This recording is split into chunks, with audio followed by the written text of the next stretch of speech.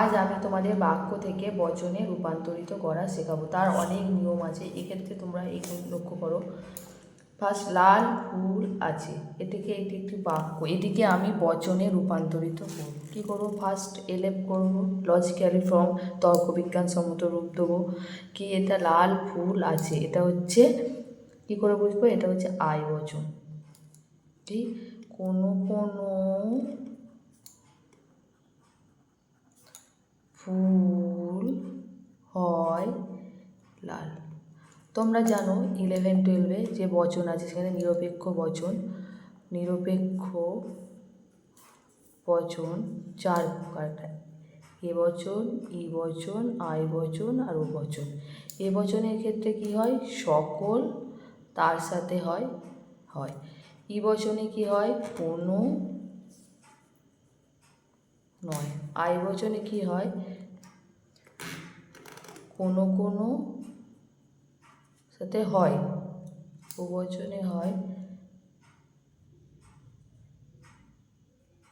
কোনো নয়।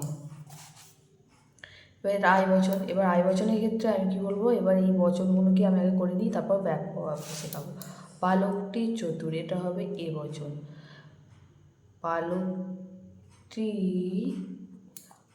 হয় চতুর, হয়ে গেল। কী বচন? এটা এ বচন। মানুষ মাত্রই দার্শনিক, এখানে যে মাত্র, এ মাত্রই থাকলে আমি এখানে কী করলাম? এলএফ করে এ বচন। এরকম অনেক শব্দ থাকবে মাঝে, প্রথমে, সেটা দেখে তোমরা বুঝতে পারবে যে কোন বচনে রূপান্তরিত করতে হয়। কিন্তু তার জন্য অনেকগুলো নিয়ম আছে, তা যদি শিখতে হয় তাহলে আমার চ্যানেলটাকে সাবস্ক্রাইব করো, একটা লাইক করো। আমার ক্লাসে যদি ভর্তি হতে চাও তাহলে আমার সাথে যোগাযোগ করো। কী করবো? সকল মানুষ হয় দার্শনিক।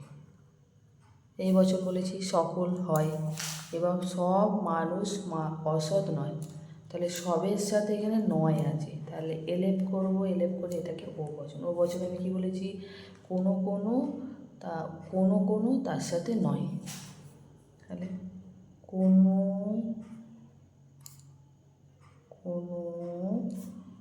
মানুষ নয় অসৎ। ধনীরা সুখী, এটা খুব ভালো বাক্য একটা। এলএফ করলাম, এলএফ করে এটাকে আমি করবো আয় বচন। দেখি লিখব, আয় বচনে করে দিচ্ছি কোনো তার সাথে হয়। কোনো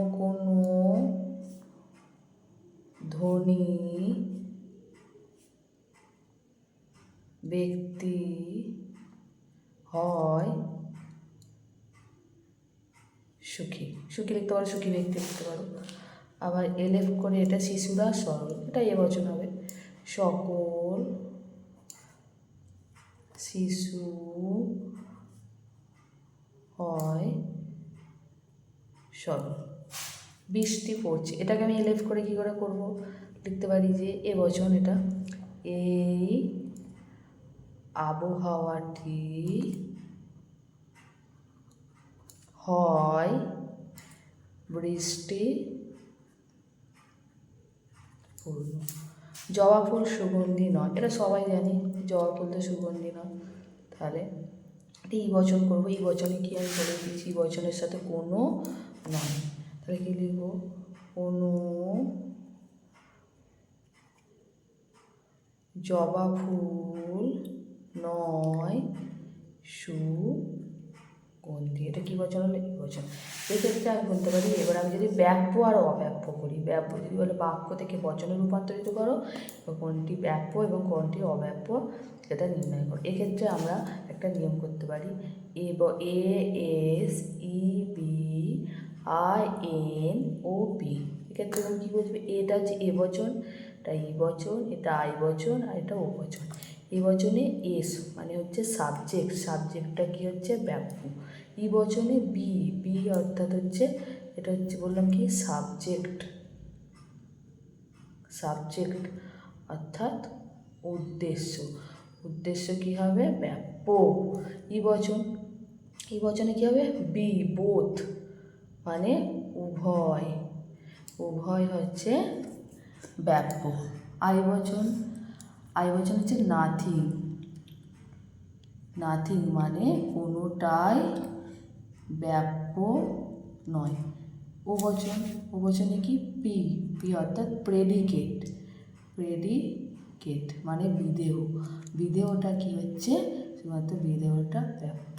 তাহলে এবচনে আমি যে সাবজেক্ট মানে উদ্দেশ্য, উদ্দেশ্য কোনটা এটা, এটাকে কি বলতে পারি আমি ব্যাপ্য।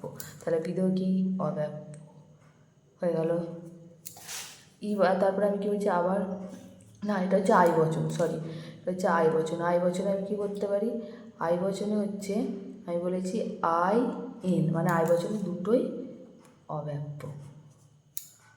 আচ্ছা, বালকটি হয় চতুর, এটা হচ্ছে এবচন। এবচনে আমি কি বলেছি উদ্দেশ্য, উদ্দেশ্য হচ্ছে ব্যাপ্য আর বিধেয় হচ্ছে অব্যাপ্য। তারপরে এবচন, এবচনে আমি কি বলেছি এটা ব্যাপ্য এটা অব্যাপ্য। ওবচন, ওবচনে আমি কি বলেছি ওবচনে যে প্রেডিকেট, প্রেডিকেটটা ব্যাপ্য আর এটা অব্যাপ্য। আইবচনে আমি কি বলেছি আই এন মানে দুটোই অব্যাপ্য। আচ্ছা, এবচনে আমি কী করেছি, এবচনে আমি বলেছি উদ্দেশ্য হচ্ছে ব্যাপ্য আর বিধেয় অব্যাপ্য। আচ্ছা, এবচনে আবার আমি কি বলেছি উদ্দেশ্য ব্যাপ্য বিধেয় অব্যাপ্য। ইবচনে আমি কি বলেছি ইবচনে দুটোই ব্যাপ্য। এবার তোমরা বলবে কিভাবে কি শিখলে, কমেন্ট করো কত আমি কেমনভাবে শেখাতে পারলাম। এবার আমাদের চ্যানেলটাকে সাবস্ক্রাইব করো, লাইক করো এবং আমার সাথে যোগাযোগ করো। আরও যদি শিখতে চাও আমার ক্লাসে ভর্তি হতে পারো। Thank you.